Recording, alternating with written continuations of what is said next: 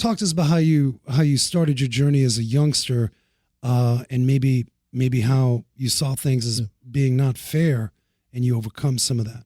Well, I first got to recognize the fact that I find it funny every time I hear the back part of the book when they say from the streets of Topeka, Kansas. It was tough. Don't get me wrong. Living on the streets is really tough anywhere, but Topeka, we're not talking about LA or anything here. So, but it was tough. I grew up in Topeka.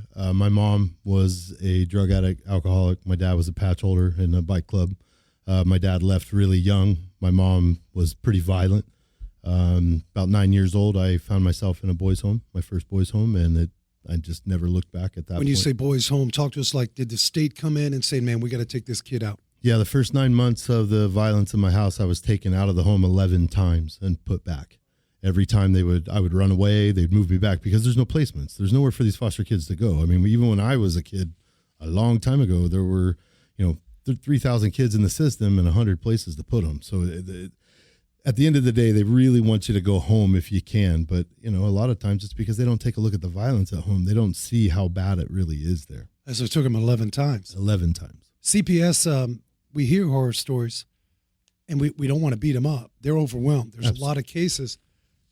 That third or fourth time, did you feel like, I'm going nowhere, so I'm just going to be a yo-yo? What was your feeling? You knew you were going back and forth. What really broke the straw that broke the camel's back was I ran away from the boys' home. Once I'd finally gone back, I said, look, if this is all you're going to keep doing, then I'm going to risk it on the street. How old were you? I was 9. So I ran away from the boys' home. I found myself at a friend of mine's house who was friends with my parents, and I ended up going right back. Once I ran away the last time. What put you back? Really, it's the state. The state doesn't want to mess with you. They don't want you in their system if they don't have to. You think sometimes they treat kids as a quota? Oh, we're a number. Absolutely. I found that once I got into the system and I didn't go back. I went through 40 placements at that point. It was all about, money. What I learned now as a kid, I thought it was just me. I always thought it was me making bad choices, me being a bad kid, being put in a bad situation. You feel guilty? Oh yeah, I did at the time. Of course you do. You don't have a choice. You don't have anyone to blame. There's nobody there. It's just you. No, in foster care at that time, and of course, we're not going to blanket statement all foster care, but speaking on your experience, you're like, man, I'm giving up hope. I'm feeling this yo-yo. You found yourself wanting to attach to not necessarily the love, but a group that accepts you. In comes the motorcycle club, right as I got older. Back it up a little bit. When I came out of high school, I was a baseball player. I was a football player. That was really what I attached to in the group home was sports. Sports got me extracurricular activity. It got me extra attention, extra privileges. I was a quarterback of the high school in Pittsburgh. So when I would go play ball, that would make the group home look good. It would make me look good. So I got some extra privileges. Not to mention, I want to shed light on a group called CASA, Court-Appointed Special Advocate. If it wasn't for a group like CASA, which is a volunteer group, it's just people that don't have anything else to do with their time but help kids. David Alvarado was my CASA worker. He's in our documentary. He's in the book. He volunteered his time just to look at my case and say, why'd this kid go through so many places? There's no reason for it. He doesn't have violent behavior. He's not committing felonies. Why is he moving? So Dave stepped in, and it was really Dave. Dave would take my baseball video, my football video, send it to colleges, make sure I was getting recruited, and I got picked up by Yavapai and Prescott. I came out, I played college baseball at Yavapai, and within 30 days, I was arrested for a joint. I got caught with a joint in my Go back. What years was this? Because now we know laws are changed. 1995. I was arrested in my dorm room in Yavapai and Prescott with a joint. I fought the case for almost a year, and I got 3 years in prison because I didn't have mom and dad to parole to. I didn't have an address. I was living at the dorms. You're serious? College. So for something as what we see now as a real minor thing, but even back then, it wasn't like intent for distribution. No. The system said, well, this kid's got nowhere to go. They called it possession of a dangerous drug in a drug-free school zone, which aggravated the sentence. So the judge made it sound like it was a mandatory minimum that I had to go to prison, which really isn't the truth. But if you don't sign that plea, that's the only time you fight it. As a 19-year-old kid, you don't know that. I got a court-appointed lawyer telling me, I'll just go do your time. Like, And you want to, I think the gut is like you want to fight it. It's like you can't. With what? But with what, right? I've been fighting the system since I was 9. The last thing I want to do is fight anymore. I just want to play ball. That's why I'm here. And the judge looked at me as a kid from another state, bringing trouble to his city, make the example out of the new guy coming to my town. And that's exactly what it was. I just didn't have a support. They wanted you to go away. Yeah, they didn't care. I'm a number. And if people understand prison and how it works, especially today, it's a business. Like, I didn't know that at 19. I didn't know I was a cog in a machine. I had no clue. You're in prison. You said you rolled with some bike clubs. Were you pinpointed? Talk to us about your prison stint. I imagine that was not easy. You had to do what you had to do. Yeah. How did you survive that? My first time down, I was a kid. You get put in some situations that you don't want to be put in, but you don't have a lot of choices. I wasn't one of those guys that was allowed. You're not going to jump me and tell me who I'm going to roll with. I mean, you might kick my ass, but it's not going to mean that I'm going to do what you're saying. So it made for a hard time. But I also come from a place where some of my closest friends were black and Mexican, and we were in boys' homes. Like, we took care of each other. Prison's political. It's a lot different than you are, as a child in a placement. So I just really kicked back as a child at the beginning and watched. When I went back in the second time, it was 20 years apart. So you can imagine not only the differences in me as a man, but in the system. The second time I went down, was completely different. There's 500 men in a warehouse fighting over 4 toilets versus when I went down as a 19-year-old, it was about programming. It was about reform and rehabilitation and making you better than when you went in. Nowadays, that's not the case. Do you have friends still in the system who you communicate regularly with that can complement that sentiment that there's no rehabbing going on? I mean, very little of it. How much has our prison systems changed that way? Well, I can tell you it's changed for the worse, and that's why I'm still involved. That's why, when I didn't get 127 years on my second time, on my second raid, I knew I was getting a second chance at life. So my job now is to change these bad laws and to help people that are in there doing time. So we founded a nonprofit called ZonkaMiles.world. Zonka is the name of my brand that I got raided for on the second charges. So in 2009. What is Zonka? Tell the people what Zonka is if they're not familiar. Yeah, Zonka bars. You've heard of Willy Wonka. Well, I've been known as Billy Zonka for 15 years. In 2010, we went medically legal in this state, but I had already been diagnosed with Crohn's in 2007. So I was medicinally helping my body myself privately and very illegally. But then when we passed medical here, we're waiting for dispensaries. Like, hey, now we can get meds. But they didn't open for 3 years. They let caregivers run around and grow meds and pass them. It was chaotic in the beginning. It was a mess. So for 2 years, we're rocking. We got our products out, our candy bars, all our edibles, our RSO, everything. Helping people. Rocking it. See, this is the problem with society. Some are on the side of the fence that, they're all stoners. They're getting high. But that's not the case. There's medicinal situations, and now we're knowing. We're more educated. As soon as you get in on here, I don't want to leave you out of this conversation. Medicinally speaking, helps a tremendous amount of people. Talk to me. You've got some friends that have had conditions that overnight, like medically speaking, they were told, can't help you unless you really get addicted to this legal pharmaceutical madness. So I did get my medical card when it came out because remember prior to my hip surgery. So I have 2 full total hips now. But prior to that, man, it was the only thing that helped me. And I didn't want to do the shots in the back. I didn't want to do that. So, yeah, I was very grateful. Yeah, if you're just joining us, please, people, you're going to keep this book in your library. You're going to share it with a ton of your family. I'm talking to you that think you're sitting high and mighty. It doesn't always stay that way in life. Life can happen. Chris Martin, One Life, the Chris Martin story. We're diving in on Wrench Nation, and we're honored to have Chris Martin, but I do want to bring in a very special guest who's hanging with us, Brian Fox, who's a political consultant for AZ Valley Consulting. You're behind the movement for some of this madness that's happening. We're not a political show. We don't want to get into that. We're just a people show. In other words, there are people that need help. There's a situation right now with the madness of addiction. We're going to flip it now because you're more in a controlled, it's legal, but now we're in a situation, homelessness, mental illness is happening right now on our streets. You've been on the forefront of that. Yeah, thank you. Thanks, Frank.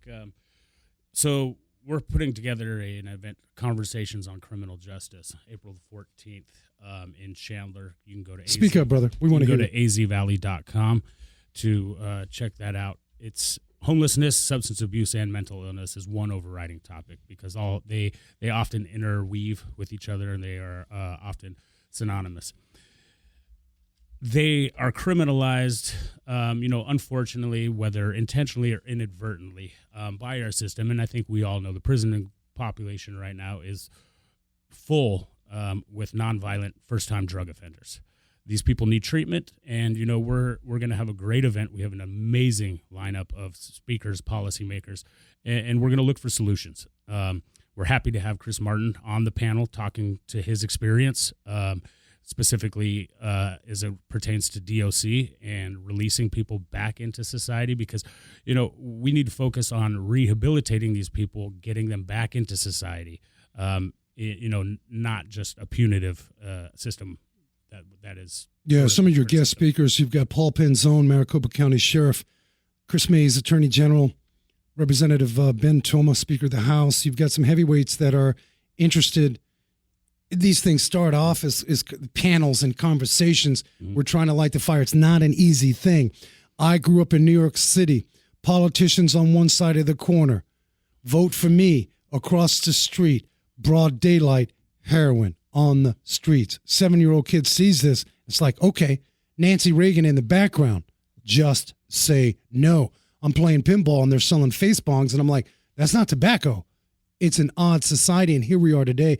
You're having an in-depth look at how homelessness, substance abuse, and mental health are criminalized, how they're policed and handled, and really towards that Arizona correctional institution and reentry systems. Exactly, and Arizona is, has its issues, but I definitely want to say that, the needle is moving, and I think it's moving in the right direction, albeit... In what way? Let's talk about that. What's fresh off the presses? What are we doing different? Senator Kaiser, a Republican out of Legislative District 2, just passed 2 bills that went through and were signed, and they are both basically... short term, I don't have the information out from you, but they lessen the amount of time people will have to spend on probation. They increase the amount of good time people can get on probation to get off earlier, and they also help people by shortening the sentences overall, giving them avenues to get employment. So this is the key. I speak to my industry all the time. Right now, we all know it's beating a dead horse. The shortage of labor, not just in our industry. Yeah. We got 35 million baby boomers retiring. That's a void. It's going to be with us for the next 10 years. Right. So I hear my industry saying, we can't find good mechanics and technicians. I'm like, you have to go from now hiring to now mentoring. And I'm going to make a formal announcement now. Many of you know we're expanding a location up in Carefree. We'll be serving Carefree in North Scottsdale, Desert Car Care of Cave Creek. We got a few months. We should be open. I'm going to be hip to hip. We always have been hip to hip, but I want to explore the convict programs, and I hate to use convict. Yeah. In the retraining, and because we don't do enough. Exactly. And here's an industry complaining. It's like, come on, really? Here's a guy that's hungry. He knows he can go back. Yeah. And that's what it is. It bothers me, man. It's about rehabilitation. Chris, it's got to bother you. You got cats that have been back in and out, and you saw them so close, but that program didn't work. One thing I think you have to do is make it DOC's idea, because as an inmate or a convict, when it's your idea, it's never a good idea. I can speak to that. I wrote a curriculum for Winslow Prison to help them with reentry because we saw the same thing sitting on the inside. Seeing your friends come back over ridiculous violations for absolutely no reason is not good for anybody, right? So they have these classes that are mandatory you're supposed to take, and they're just not they're not up to date. They're not conducive to helping people be better and not fall into that recidivism trap. So when we write that and we try to submit that and it gets denied, there's an issue. You know, I think people on the inside have just as much insight as the people that are holding you on the inside. Not everyone needs to have an opinion. I understand that. In prison, look, it's a necessary evil. You got to have some people that are supposed to be there. I saw them. They need to stay there. I understand that. But there's way more people that deserve to be home. We've got 40,000 cannabis inmates sitting in prisons right now while billions of dollars are being made hand over fist, state to state. It's ridiculous. Why aren't they home? They should come home. That's why I'm excited to be a part of this panel, because normally guys like me would either have to bribe or pay their way into that table, and I got invited. I got asked, and it's awesome to represent people that can't represent themselves. Well-deserved and well-earned. You are a spirit, brother. Conversations on Criminal Justice, April 14th at the Avion Center. An in-depth look at how homelessness, substance abuse, and mental health are criminalized, policed, and handled within Arizona's correctional and reentry systems. Register now, azvalleyconsulting.com. You've got a great slew of panel speakers from law enforcement, attorney generals. You are community. Don't tell me you're going to go back to your social media and hide and get your dopamine hits with the red alerts. Be a part of the community. Some of you stand by and you talk about it, then it goes away. It's like shampoo that runs out. It's done. I'm going to just buy another one. This is a serious conversation. You need to be a part of it. azvalleyconsulting.com. Chris Martin, you talk about chapter 1. I found this book fascinating. I have not read it all. And thank you. You gave me this book prior to the show. I was just going to get one on Amazon. You're going to sign this book, brother, by the way. Thank you. The first chapter is family values. Can we get back to the root? Have there been studies to show that as our society over time, we can go back as far as it's relevant, are we deteriorating regarding family values? Is that causing more issues? Absolutely. I feel like it starts at home. You know, I'm one of those kids that's lucky enough to say that I lived in an era where we didn't have social media and we didn't have cell phones. And it was really about, you know, go to the guy's door and knock on it and ask them if they want to play football instead of text them and see if they're going to show up. Yeah, family values is huge. And me now, I'm a dad of 5. I'm a grandpa of 3. That family value means more to me now than I ever was taught or ever thought it would. And I think that's what breaks that cycle. That's what breaks that change, is going back to that family value. More people you can speak to, it rings a bell for you. It inspires you. I'm sure you wake up in the middle of the night. It's inevitable. It's like a military guy that's been in battle. You may wake up in a cold sweat because of something that went down in prison that you felt, man, it almost seems like I'll never get out of here. I know I got a date, but I'm crawling over rocks and walking on eggshells. Can you speak to the people listening now? We have listeners all over the globe that may have a family member in prison for what is not a major felony of major murder or what have you. What do you tell these families to keep the hope? I'm sure you've spoken to many who are just borderline. They'll never give up, but it's changed their life. You know, honestly, that's what it's about, is hope. Once that hope is gone, we all know what happens and where we end up. What I say to the family is, don't forget them. Don't leave them in there. You know, on average, between 12 and 14 months of a sentence, anytime after that or longer than that, the phone calls start to slow down, the letters start to slow down. And then when you get into the years, I can tell you firsthand, I had people that had done 25 plus around me. I was getting mail coming in from people, you know, social media friends. I mean, my nickname was Hollywood because I got so much mail. I would literally go around to my lifers and hand them cards and let them open them just so they got mail. Because I couldn't stand to watch the fact that it had been 25 years and there's no family writing them anymore. I watched the guy after 25 that was getting ready to go home get so scared to go home. He punched one of the cops in the face. That was one of his good buddies that he had known 22 years on the same yard because he was afraid to go home. We have to do a better job with this reentry, showing them that there's a better life outside of prison. When you get so institutionalized and cozy to stay in there that you don't want to come home, we're doing something wrong. People are fearful. They come out, they're jaded. I mean, I see that on the streets right now, actually. I have these conversations periodically with my kids. It's like we see it, folks asking for money. We know that there's a major drug epidemic, but folks aren't prepared. Brian Fox, is this going to be on the panel? Is there going to be discussions about how this reentry maybe to say the least, broken. Yeah, so you touched on it earlier. First, I want to thank Chris again, because when you guys talk about hope, this is the sort of example that needs to come out of these these systems, and it's he's a shining example, but this does exist for other people. Workforce pipelines, okay, having a support system is always a plus and something there, but it is a fact that jobs keep people out. They give people purpose, they give people money, they give people a method to support themselves and their family members.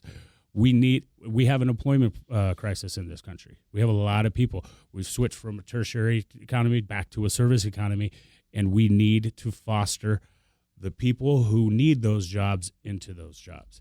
I got to interject real quick because I'm hearing a lot of, I can speak for the automotive industry. I'm hearing a lot of shop owners, whether they're multi-store big dogs or just a single shop. They seem to have this element of fear because traditionally it's like, oh, I can't have a felon working for me. Can you tell me how that is overcome in that mindset? What would you say to somebody like that? What measures are in place? We know we got a cat like Chris Martin. He's got a belly of fire. He wants to come in. He wants to learn. He does not want to go back.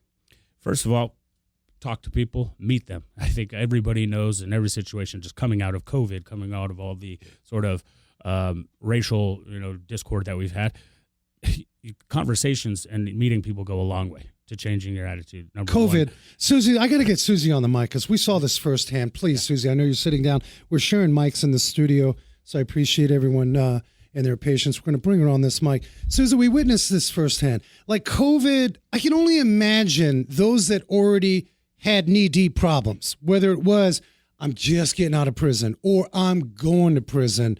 COVID gave society an anchored black eye. Some of us still have remnants of that.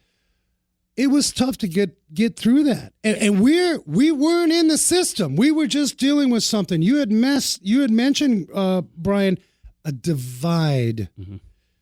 Susie, you think our society is a lot more divided from COVID, not COVID, the illness?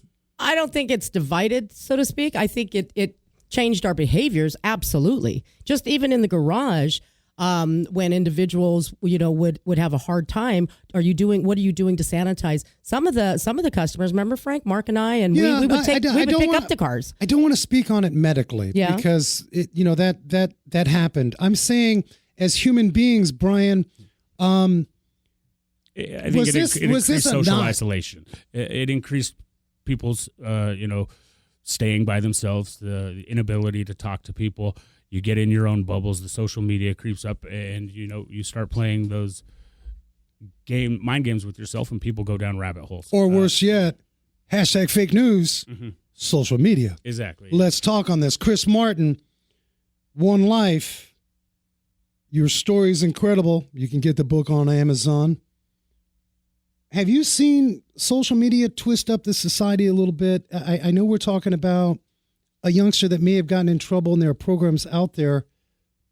Social media making this worse?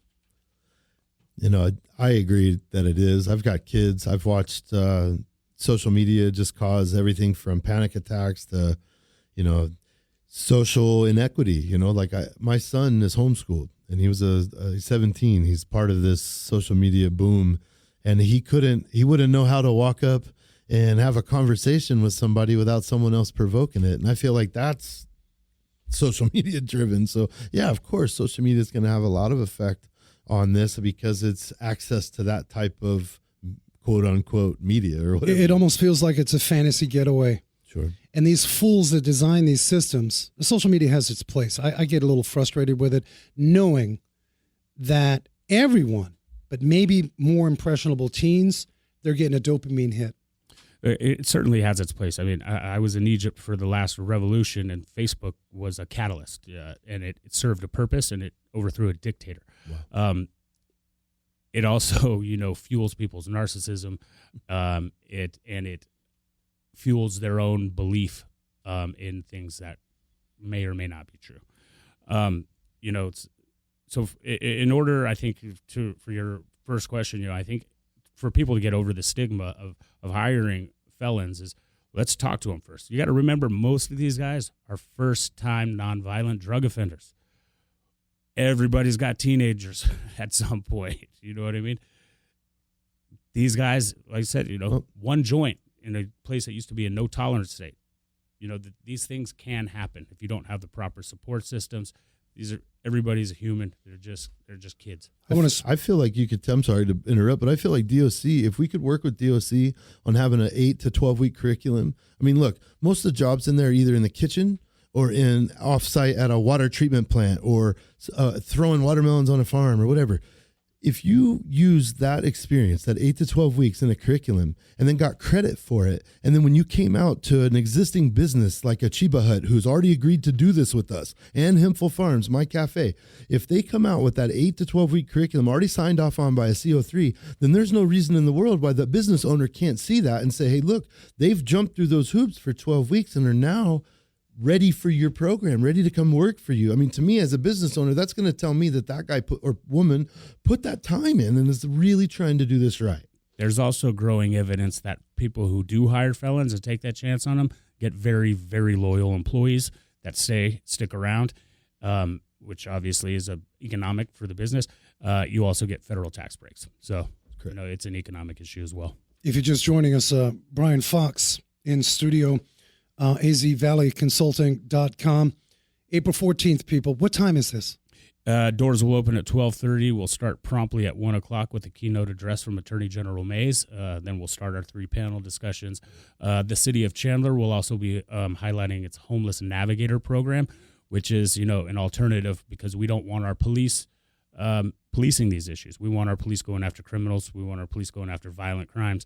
We don't want them, going after the drunk guy at the bus stop.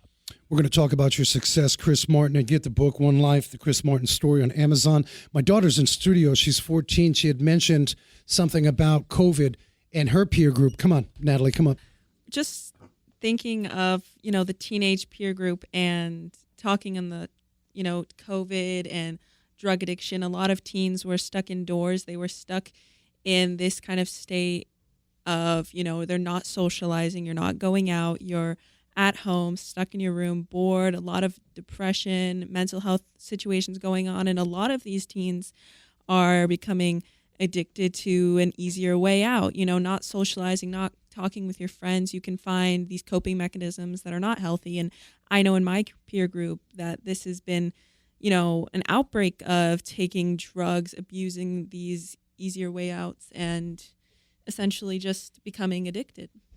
Yeah, there's truth to that, Chris Martin. I imagine you do with a lot of families of youngsters where, we're not trying to bring history back with COVID. It was a shitty time, no doubt. A lot of people died.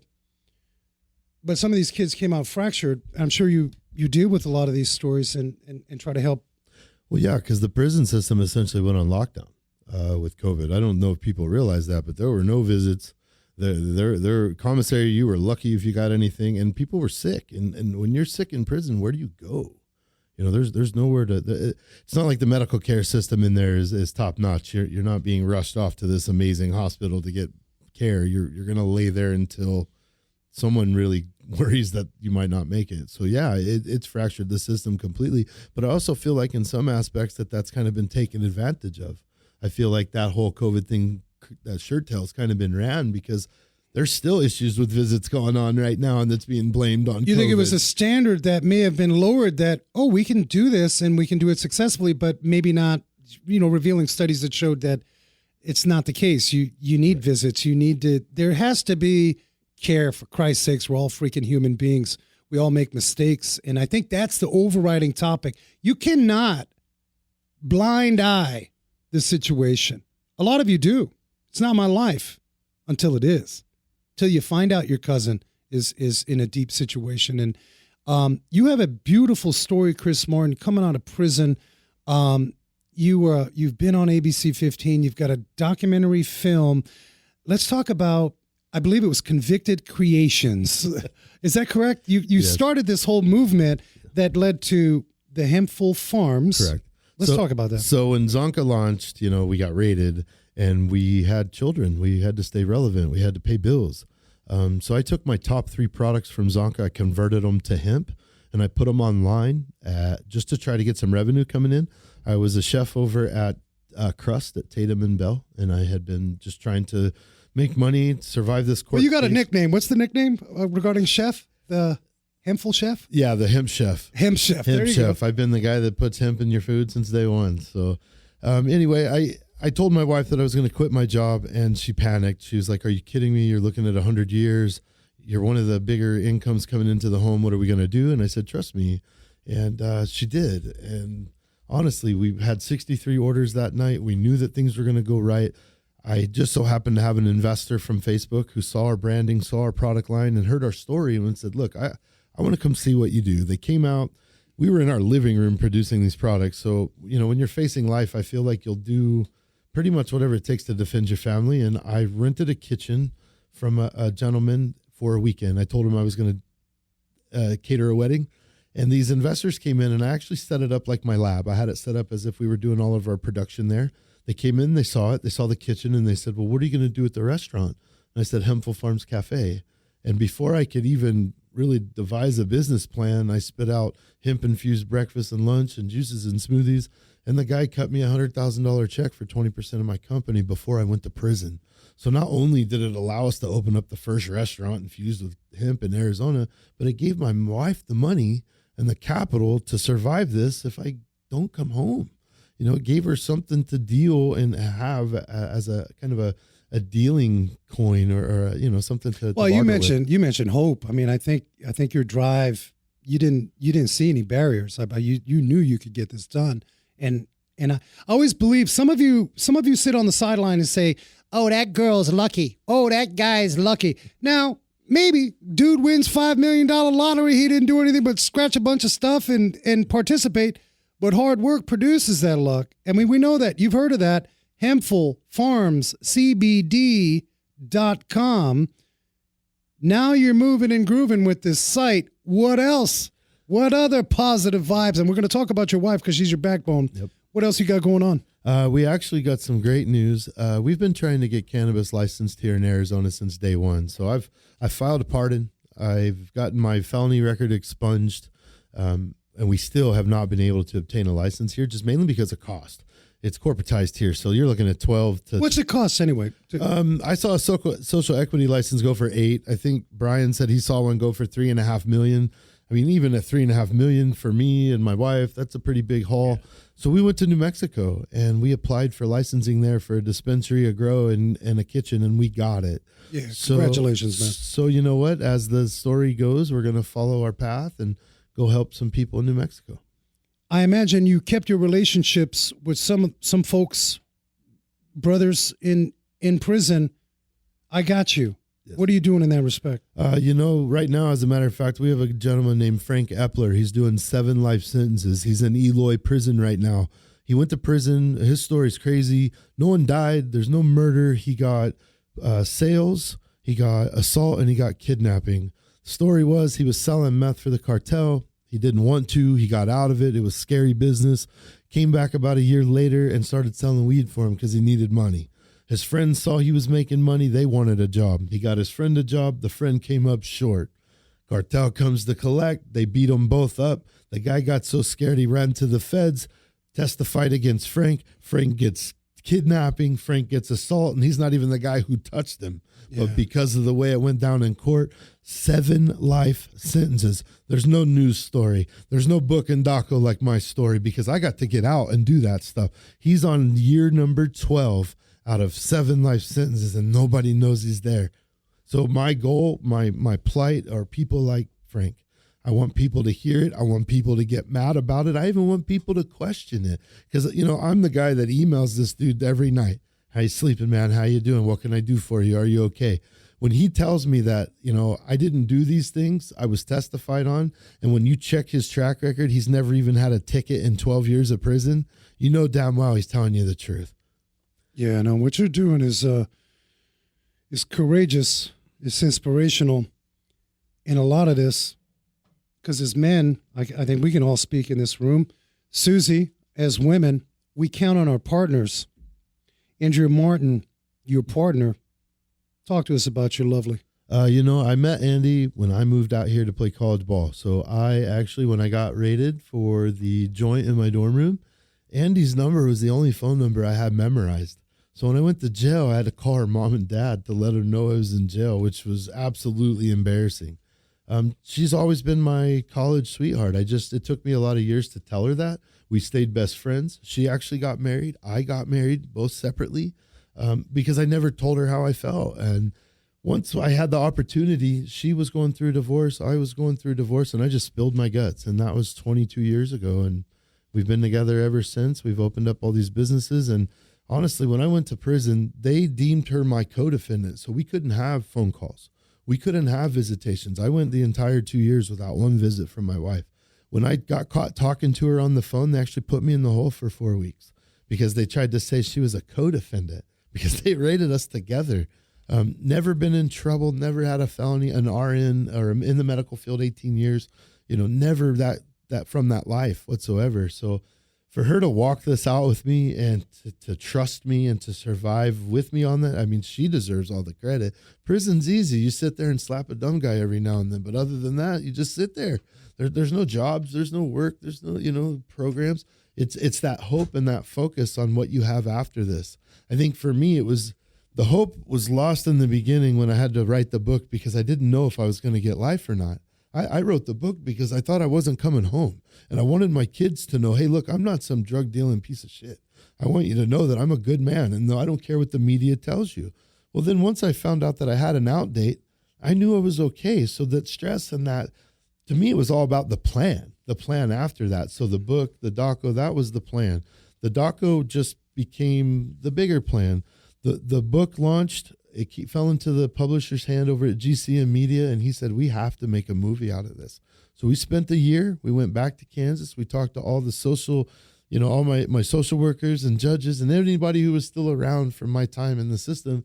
And we tried to put out just not only an informational documentary, but a heartfelt feeling love story. This is the reason why I'm here, is because my wife didn't give up. My kids didn't give up. I didn't give up.